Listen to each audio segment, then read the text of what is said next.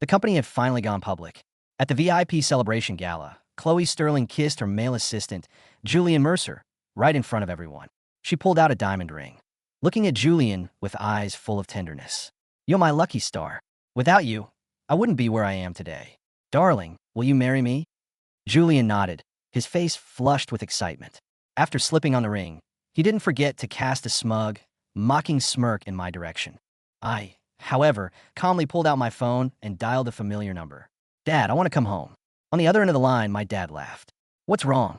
Do you want the family to pump more money into your girlfriend's company again?" "No problem. I can write a check for $100 million right now, and more if she needs it." "But son, aren't you ever going to tell her who you really are?" I took a deep breath. "I don't want you to invest anymore. I want our family to completely withdraw all capital and dump her company's shares." My words silenced my dad on the other end of the line. After a long pause, he asked cautiously, "Son, did you two have a fight?" "Chloe's company just had its IPO. This is her golden era. If we pull our funds and dump the shares now, her company might tank and face delisting in no time." Before he could finish, I gritted my teeth. "She just proposed to her male assistant at the celebration gala." Crash! It sounded like my dad smashed something expensive on his end. He let out a furious roar. "That ungrateful bitch. I'll ruin her. I'll make sure she's blacklisted from the entire business world and ends up begging on the streets." After hanging up on my furious dad, I noticed that quite a few people at the gala were looking at me with weird expressions. Some were pitiful, others were gloating. They whispered among themselves, pointing fingers at me. I really thought Chloe would propose to Ethan tonight. Yeah, Ethan has been by her side for years, struggling with her through thick and thin. Who would have thought she wouldn't choose him in the end? If I were Chloe, I'd choose Julian too. Julian has massive connections. He can help the company way more in the future. True, in the adult world, pure love is a joke. It's all about benefits. Ethan has no money and no background. Aside from knowing Chloe earlier than Julian, he has zero advantages. I heard the company's successful IPO was all because of Julian's connections. Apparently, one of Julian's older relatives is close to a cousin of the Vance family. Once they connected, the Vance family invested $100 million and cleared up some major roadblocks for the IPO. The Vance family? The billionaire Vance family? Oh my God, Julian is seriously connected. No wonder Chloe couldn't wait to propose to him tonight. While the crowd gossiped, Julian stepped down from the stage, holding a glass of champagne, and walked straight over to me. He gave me a provocative, smug smile. "Ethan, I told you before, pure love doesn't pay the bills. My family connections got us linked to the Vance family, which will take Chloe's career to the next level. But what about you? What can you do for her besides being a useless drag? Fate is written in the stars. Sure, your last name is Vance too, but too bad you weren't born into the billionaire Vance family. You're just a penniless orphan. Why do you have to stand in the spotlight with Chloe? You need to know your place. Some things just can't be forced, right? If I were you, I'd voluntarily hand over your remaining shares to the company." Before he could finish, I cut him off coldly. "Does home-wrecking other people's relationships give you that much of a hard-on? Did you forget how you used to suck up to me when you first joined the company? Has anyone ever told you that your smug, social climbing face is actually pathetic?" Julian's face instantly darkened. A flash of malice crossed his eyes, but he forced a fake smile, raising his glass. "Whatever you say. I won. Winners take all, and losers suck it up. When Chloe and I get married, you have to come. If you're not there to watch us, I feel like the wedding just won't be complete." Even an idiot could hear the dripping sarcasm in his voice. I narrowed my eyes and said softly, "Sure, I'll make sure to prepare a massive wedding gift for you too. I guarantee it will make you both scream with excitement." Julian sneered. "I'll be waiting." As soon as the words left his mouth, Julian pretended to lose his balance. He stumbled, tilting his glass, and poured the champagne straight over my head. A few people nearby gasped. Julian said in a mocking, theatrical tone, "Oh my, I'm so sorry I tripped. What a waste of good champagne." I clenched my fists, suppressing the urge to beat him to a pulp. Under his mocking gaze, I looked over at Chloe, who was standing not far away. She completely ignored what was happening here. She was busy laughing, drinking, and socializing with the company executives and partners. At that moment, I deeply questioned my past self. Was I brain dead back then? How did I ever fall for someone like her? I didn't cause a scene with Julian. Even though I took the hit, I controlled the urge to rip him apart. Chloe's attitude was already crystal clear. If Julian and I started a physical fight at the gala, Chloe would definitely take his side without hesitation. When I left the party in a disheveled state, Chloe didn't even cast a single glance my way. This was the woman I had loved so deeply. Love is blind. That saying couldn't be truer. Who was to blame? Only my own blind eyes. Back at my apartment, I threw all of Chloe's personal belongings into trash bags, especially the sweet, cheesy love letters I wrote her years ago. I used to treasure them like gold, but now I tore them to pieces and threw them in the trash can. These things, just like that toxic woman, belonged in the garbage. I thought I would cry hysterically after being betrayed by Chloe. After all, I used to be a sensitive guy. Since I started dating her, she had been the center of my universe. She once promised me, with eyes full of love, that she would love me until the day she died. I used to dream about our wedding day and our future together. I had told her so many times that if she ever left, I wouldn't know how to keep living. But now that this day had actually come, I didn't shed a single tear. I didn't even feel sad. Crying for that trash? She didn't deserve it. Just then, the door opened. Chloe walked in, smelling heavily of alcohol. Julian's arm was wrapped tightly around her waist, marking his territory, and he flashed me a provocative smirk. Chloe looked at me with a flicker of complexity in her eyes. "I'm here to pack my things," she said coldly. "I won't be living here anymore." "You." Before she could finish, I said flatly, "Your stuff is already in the dumpster downstairs." Chloe raised an eyebrow and sighed. "Ethan, don't you think you're being too harsh? Even if we couldn't end up together, we can still be friends." I cut her off again with a cold laugh. "Ms. Sterling, aren't you being incredibly hypocritical? If we had broken up amicably, sure, maybe we could be friends. But what was this?" Chloe publicly stabbed me in the back, making me look like a clown at her celebration party. She watched Julian pour champagne over my head and didn't even blink. And now, she wanted to be friends? Did she think I was some kind of idiot she could keep playing with? Chloe frowned. Before she could speak, Julian chimed in with a sneer. "Ethan, let's cut the crap. You need to sign your shares back over to the company." Chloe nodded in agreement. "As long as you give the shares back, I can give you $1 million as compensation. And I'll give you another $1 million to make up for what I owe you. What do you think? $2 million is a lot of money. If you spend it wisely, it's enough for you to live comfortably for the rest of your life. $2 million to buy out my founding shares and all the years I spent building this company with her? How cheap?" I asked coldly, "And what if I say no?" Julian sneered. "Ethan, don't reject our generosity. Greed can be dangerous. You won't be able to handle the consequences." Was he threatening me now? Just as I was about to mock him, Chloe's face turned icy. "Your tiny percentage of shares won't affect the company much. I'm being nice by negotiating with you. If you think you can control me with those shares, you're being naive. Ethan, don't forget the employment agreement you signed. Once you leave the company, you can't take those shares with you. And if I want to force you out of the company, I have a million ways to do it. Think carefully." Looking at Chloe's threatening face, I really wanted to run into the kitchen, grab a knife, and chop this disgusting couple into pieces. But I held back. She was right about one thing. If she wanted to force me to resign, it wouldn't be hard. After all, before the IPO, my executive power had already been completely stripped by her and Julian. I was still the vice president on paper, but it was just an empty title. A few minutes later, under Chloe and Julian's smug, ecstatic gazes, I signed a share transfer agreement. Then they tossed a check onto the table and swaggered out. They got what they wanted, so they didn't want to waste another second with me. Looking at the $2 million check, I snorted, ripped it to shreds, and threw it in the trash. I wasn't just throwing away the check. I was throwing away every last bit of my feelings for Chloe. I'd let this trashy couple celebrate for a few days. At their wedding at the end of the month, we would settle the score. If Chloe and Julian hadn't come to threaten me tonight, maybe I would have just let my dad pull the investment and leave it at that. But they crossed the line. Now, there was no way I was letting them off easy. Over the next few weeks, the news of Chloe publicly proposing to Julian at the IPO gala went viral on social media. The trend was huge, even surpassing celebrity gossip. At the same time, a massive amount of smear campaigns against me flooded the internet. I was dragged to the top of the trending topics on Instagram and TikTok, with thousands of netizens attacking me. "Ethan Vance looks decent, but who knew he was such a scheming, toxic ex? He was jealous of better-looking male employees, abused his power, and cheated on Chloe with sugar babies behind her back. No wonder she dumped him. He's nothing compared to Julian. He doesn't even deserve to wipe Julian's shoes. He actually tried to extort all of Chloe's shares. How shameless. I heard he even physically assaulted Julian in the office. His abusive behavior makes me sick. These smear campaigns were completely fabricated. I didn't even need to guess to know that Chloe and Julian were behind this. Chloe wanted to protect her boss babe image. Since her company had just gone public, any stain on her reputation would be weaponized by her competitors. So, she painted me as a toxic, greedy ex. By dragging my name through the mud, nobody would judge her for dumping me for her assistant. And Julian, of course, couldn't wait to see me ruined. After all, I had publicly slapped him at the office a while ago.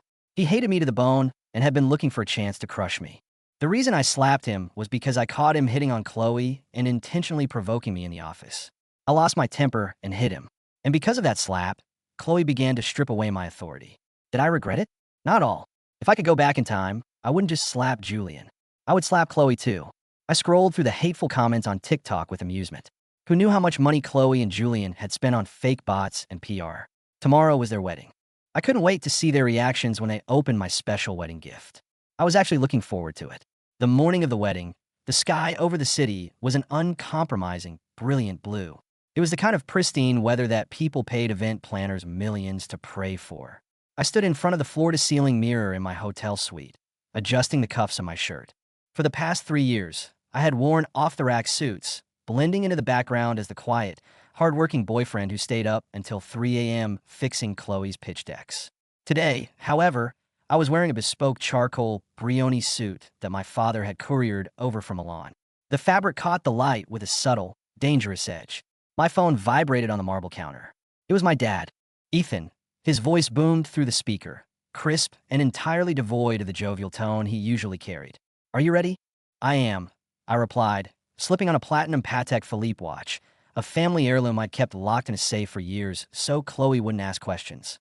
"The financial press is primed," my father said, the cold calculation in his voice reminding me exactly why the Vance family was a titan in the global markets. At exactly 1 p.m., right when they're cutting that cake of theirs, Vance Capital will issue a public filing. We are dumping our entire stake in Sterling Innovations, all 100 million, plus the secondary market shares we accumulated. Furthermore, I've had my legal team leak the dossier regarding Julian Mercer's connections to the SEC and the Wall Street Journal. I smiled faintly. What about Julian's so-called relative? My father let out a dry, contemptuous laugh. A third cousin twice removed who works as a mid-level compliance officer in one of our subsidiary branches in Ohio. The man nearly wet himself when my assistants interrogated him this morning. He hasn't spoken to Julian in 5 years. Julian fabricated the entire relationship to inflate his worth to Chloe's board. Perfect. I picked up the heavy, velvet-lined envelope resting on the nightstand. My wedding gift. "I'll see you soon, Dad. Give them hell, son." The wedding was held at the St. Regis, the pinnacle of old money luxury. Julian had undoubtedly pushed for it to project an image of established wealth, an image he desperately craved but entirely lacked. When I stepped out of the chauffeur-driven Maybach at the entrance, the valet nearly stumbled over himself to open my door. I handed him a crisp $100 bill and walked into the grand lobby. The moment I entered the opulent ballroom, the ambient chatter dropped by a few decibels. Eyes darted toward me, followed by hushed whispers behind champagne flutes. Thanks to Chloe and Julian's meticulously orchestrated smear campaign, I was the villain of the hour. The abusive, cheating, power-hungry ex-boyfriend who had the audacity to show his face at the wedding of the century. Is he seriously here? I heard Sarah, the HR director I had personally hired, whisper to the VP of marketing. "Shameless," the VP muttered back, glaring at me. I heard he tried to extort Chloe for $10 million before he signed his shares away. Good thing Julian stepped in. I ignored them, grabbing a glass of sparkling water from a passing waiter, and leaned against a marble pillar near the back. I didn't have to wait long before the groom himself made an appearance. Julian strutted over, looking like a glossy magazine cutout in a white tuxedo that was just a fraction too tight. He was flanked by 2 groomsmen, executives from the company who used to call me boss. Well, Julian smirked, stopping a few feet from me. He looked me up and down, his eyes briefly catching on the cut of my suit and the watch on my wrist. A flicker of uncertainty crossed his face before he masked it with his usual arrogance. "I honestly didn't think you have the balls to show up, Ethan. I guess a dog really does like returning to its own vomit." The groomsman snickered dutifully. "You invited me, Julian," I said smoothly, taking a slow sip of my water. "It would be rude to miss the climax of your little performance." Julian leaned in closer, his voice dropping to a venomous whisper. "Don't think I don't know what you're doing. You dressed up, rented a nice watch, trying to look like you've moved on, but you're bleeding inside.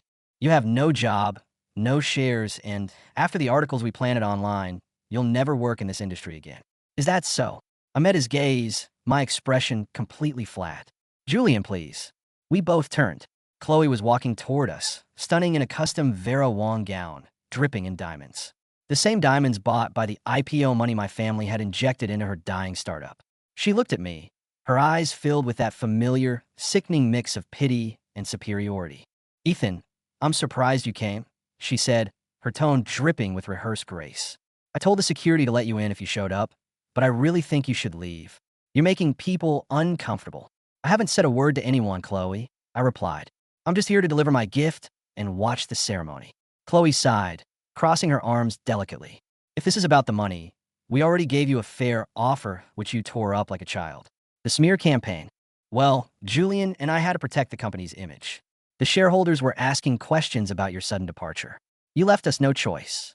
Protect the company, I echoed, nodding slowly, by destroying my reputation with lies. It's just business, Ethan, Julian chimed in, wrapping a possessive arm around Chloe's waist. Something you never understood. You're a romantic, a peasant. Today, the head of Vance Capital's acquisition wing is attending our wedding because of my connections. That's how you play the game. You build alliances with the gods. I almost laughed out loud. The gods? Yes, Ethan. The Vance family, Chloe said, looking at me as if explaining math to a toddler. The $100 million investment was just the beginning. Julian has secured a verbal commitment for another $50 million today. With that backing, Sterling Innovations will expand globally. I'm sorry, but you simply didn't have the capacity to take me to this level. I see, I said, pulling the velvet envelope from my inner breast pocket and handing it to Chloe. Well, I wouldn't want to hold up the bride. Here's my gift. Open it whenever you like. Julian snatched it before Chloe could. He gave the envelope a squeeze, probably expecting a check, but it was rigid. More pathetic love letters? He sneered. I'll put it with the rest of the trash. I suggest you keep it, I said softly, turning my back on them. You're going to need it. The ceremony itself was a blur of hypocritical vows and fake tears. Julian promised to love and cherish Chloe, while Chloe looked at him like he was her savior. I sat in the back row, my eyes fixed on the time. 12:15 p.m. By 12:30 p.m., the guests were herded into the grand ballroom for the reception. Crystal chandeliers cast a warm glow over tables decorated with imported white orchids. The elite of the city's business world were mingling, exchanging business cards, and praising the newlyweds. At 12:45 p.m., it was time for the speeches. Julian took the stage, a microphone in hand, beaming down at the crowd. Behind him, a massive LED screen displayed a loop of their engagement photos. Thank you, everyone, for coming to celebrate the union of two souls and the continued success of Sterling Innovations, Julian began, his voice echoing through the silent room. They say behind every great woman is a great man. And while Chloe is the genius behind our tech, I like to think I'm the architect of our future. Mild applause rippled through the room. Chloe looked up at him, starry-eyed. When we took the company public, Julian continued, pacing the stage confidently, we faced impossible odds. The regulators were breathing down our necks. The banks were hesitant, but I made a few phone calls. I reached out to my family network, and I am proud to say that those calls brought us the backing of the most powerful financial dynasty in the country, the Vance family. The crowd murmured in awe. The Vance name was practically royalty. Julian pointed a finger toward the back doors. And today, we were supposed to be graced by a representative from Vance Capital. While they haven't arrived just yet, their presence is felt in the very foundation of our success. Actually, a voice boomed from the back of the room, cutting through the speaker system with the force of a thunderclap. We are here. The heavy oak doors of the ballroom swung open. The entire room turned. Walking through the doors, flanked by four imposing men in dark suits, was Richard Vance. My father. He was a man who commanded gravity itself. When he walked into a room, the air pressure seemed to change. He wasn't just a representative. He was the chairman, the patriarch, the god Julian had just been praying to. Murmurs of absolute shock erupted from the tables. That's Richard Vance, someone gasped loudly. The chairman himself? Here? My God, Julian wasn't lying. Julian's face lit up like a Christmas tree. He practically sprinted off the stage, pushing past a waiter to reach the aisle. Chloe followed close behind, lifting the hem of her dress, her face flushed with absolute triumph. Mr. Vance, Julian exclaimed, extending both hands as he approached my father. I am Julian Mercer. We are so profoundly honored that you would come personally. My cousin in your Ohio branch speaks so highly of.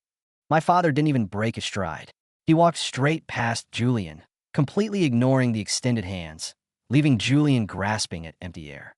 Chloe froze, her smile faltering as my father walked past her too, his eyes scanning the room until they locked onto me. The room went dead silent. You could hear a pin drop. My father walked over to where I was standing by the bar. He stopped, a rare, warm smile breaking through his normally stoic expression. He reached out and placed a heavy hand on my shoulder. "Sorry I'm late, Ethan," my father said, loud enough for the microphone on the stage, which was currently feeding back slightly, to pick up. Traffic from the helipad was atrocious. I smiled. "You're right on time, Dad." "Dad." The word hung in the air, echoing off the crystal chandeliers. For 5 seconds, the ballroom was suspended in a state of absolute, paralyzing disbelief. I looked over at Julian. His arms were still slightly raised, his mouth hanging open in a grotesque mask of confusion. Chloe looked like she had just been struck by lightning. The blood had completely drained from her face, leaving her as pale as her dress. "Dad," Julian choked out, his voice cracking like a pubescent teenager. He looked wildly between me and Richard Vance. No, that's impossible. His name is Ethan. He's an orphan. He told us he was an orphan." "I told you my parents were out of the picture," I corrected, my voice calm, projecting effortlessly into the quiet room. "Because my father wanted me to build something on my own merit, without the shadow of the Vance empire hanging over me. I wanted to see if I could succeed with just my brains and my bare hands." I took a few steps toward the center of the room, looking directly into Chloe's trembling eyes. "And I did," I said. "I built the entire back-end infrastructure of Sterling Innovations. I stayed up for days writing the algorithms. I wrote the pitch decks that got you your initial seed funding. And when we hit a wall before the IPO, when every bank turned you down," I paused, letting the reality crush her. "I called my dad." Chloe stumbled back half a step, catching herself on a chair. Her lips moved, but no sound came out. She was hyperventilating, staring at me as if looking at a ghost. "Mr. Vance," Julian stammered, desperation clawing at his throat. He rushed forward, sweat beading on his forehead. "There must be a misunderstanding. My cousin, the connection." My father turned his gaze to Julian. It was the look a man gives a cockroach before stepping on it. "Your cousin," my father said, his voice dropping to a glacial chill, "is a low-level compliance clerk who has been fired as of 8 o'clock this morning for attempting to access confidential executive files. You have no connections, Mr. Mercer. You are a parasite who took credit for my son's silent labor." The crowd erupted into furious, hushed whispers. The elite executives and investors in the room were sharks, and they suddenly smelled a massive amount of blood in the water. I checked my watch. 12:59 p.m. "But that's not why we're here today," I said, turning my attention back to Chloe, who was now clutching her chest, her eyes wide with terror. "I brought you a wedding gift, Chloe. I told you to open it." Chloe's hands shook violently as she looked around. Where is it?" "I have it," Julian said frantically, pulling the crushed velvet envelope from his pocket. He ripped it open, tearing the thick paper inside. He pulled out a single sheet of paper. It was a printed graph, but beneath it was a legal notice. "What is this?" Julian breathed, his eyes scanning the words, unable to comprehend them. "Hey, Form 4, Notice of Proposed Sale of Securities?"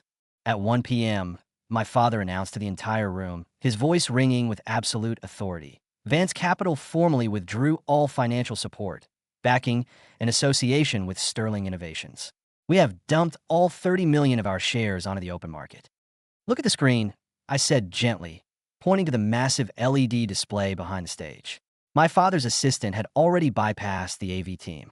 The slideshow of Julian and Chloe kissing on a beach vanished. In its place, the live NASDAQ stock ticker for Sterling Innovations, STIN, appeared. When the market had opened that morning, STIN was trading at $45 a share. As the clock struck 1 p.m., the news of Vance Capital's massive dump and the accompanying SEC filings regarding fraudulent claims made by the company's vice president, Julian, hit the wire. On the massive screen, the line graph didn't just dip. It plummeted. It looked like a cliff edge. $35, $28, $19.50. Alarms started going off in the ballroom. Not fire alarms. The pinging of hundreds of cell phones receiving breaking news alerts, margin calls, and frantic texts from brokers. Guests were pulling out their phones, their faces turning from shock to absolute panic. Sell everything now," one of the groomsmen, The VP of marketing screamed into his phone, abandoning Julian's side and sprinting toward the exit. It's dropping past $10, someone else yelled. Trading is about to be halted. $12, $8.50, $4.20. In less than 3 minutes, Sterling Innovations lost 90% of its market capitalization. Billions of dollars in valuation wiped out, erased from existence. Chloe collapsed to her knees, the heavy silk of her wedding dress pooling around her like a shroud. She stared at the giant red numbers on the screen, her mouth open in a silent scream. The company she had betrayed me for, the empire she thought she had secured, was ashes. Julian dropped the paper. He looked at me, his face twisted in a mask of pure, unadulterated hatred. "You set us up," he screamed, lunging at me, his fists raised. "You destroyed us." Before he could even cross the distance, two of my father's security guards stepped forward, effortlessly catching Julian by the arms and slamming him face first onto the nearest dining table. Crystal shattered, champagne spilled across the white linen, mirroring the drink he had poured over my head weeks ago. "Get your hands off me!" Julian shrieked, struggling uselessly against the massive guards. I walked slowly over to the table, looking down at Julian's face pressed against the broken glass. "You told me pure love doesn't pay the bills," I whispered, leaning in close so only he could hear. "You were right, but billions of dollars do. You wanted to know what I could do for Chloe besides being a drag? Egal the. And today I took it back." I stood up and turned to Chloe. She was crawling toward me on her hands and knees, tears ruining her immaculate makeup, leaving black streaks down her cheeks. Ethan, please," she sobbed, grabbing the cuff of my trousers. "I was wrong. I was so wrong. Julian manipulated me. He told me he was the one who got the investment. He told me you were holding the company back. I love you, Ethan. I never stopped loving you." I looked down at the woman who had been the center of my universe. The woman I had spent nights writing love letters to. The woman who had watched her new lover humiliate me in public without batting an eye. "You didn't love me, Chloe," I said, my voice completely devoid of emotion. "You loved what you thought I couldn't give you. And the moment you thought someone else could offer you more, you threw me in the trash." I gently, but firmly, kicked my leg free of her grasp. "You bought my shares for $2 million, I reminded her. "The agreement is legally binding. So, while your net worth just went from 9 figures to 0, and the SEC investigates you for corporate fraud, I have no legal ties to your sinking ship." Chloe buried her face in her hands, letting out a wail of absolute despair that echoed chillingly over the frantic shouting of the remaining guests. "Let's go, Dad," I said, turning away from the wreckage. My father nodded, a glint of pride in his eyes. "My car is waiting. Let's get lunch. I hear the steakhouse down the street makes a fantastic ribeye." As we walked out of the ballroom, the chaos behind us reached a crescendo. Investors were cornering Chloe, demanding answers. Security was dragging a thrashing, sobbing Julian out a side door. The fairy tale wedding had transformed into a corporate slaughterhouse. When I stepped out of the hotel and into the bright afternoon sun, I took a deep breath. The air smelled cleaner. The heavy weight I had been carrying on my chest for weeks was gone, replaced by a profound, unshakable peace. I didn't look back. I had a family empire to run, and for the first time in my life, I was exactly where I belonged.